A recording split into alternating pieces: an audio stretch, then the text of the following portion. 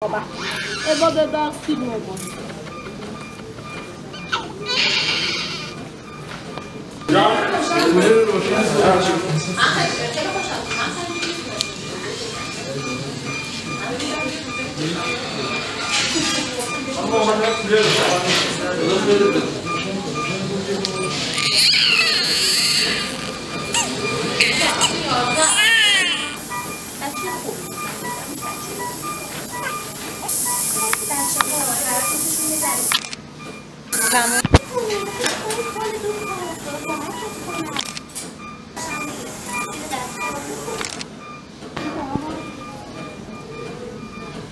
چرا هیچ وقت این محمد رو دوست داشتم؟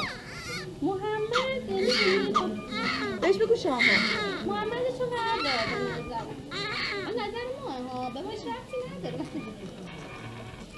ولی خب از اونجایی که ما محمد